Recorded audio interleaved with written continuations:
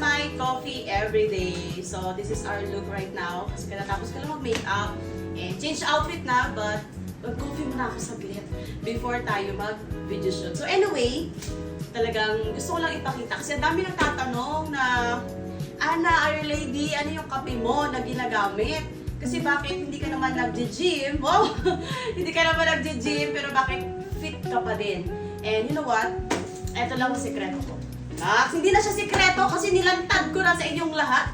So, ito yung everyday coffee na ginagamit ko, which is sobrang ganda nito kasi lose weight and of course, talagang mapapawala ka ng ganang kumain sa kape na to because of Garcinia Cambogia na laman niya. And of course, aside from that, sugar. This one is healthy sweetener talaga siya. Very natural. Kaya sobrang nagustuhan ko yung product na to. And now, ayan. So, titimplahin na natin siya. So, ganito ang kanyang Shura Live and Burn Coffee. So, pangalan pa lang talagang Motherburn ka.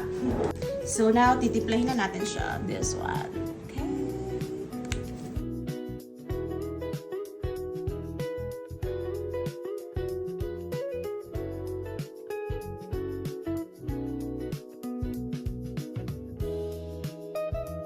Gamit ko siya umaga, tanghali, tsaka gabi.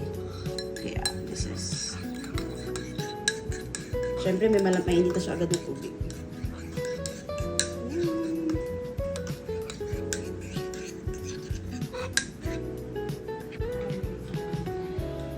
Amoy pa lang.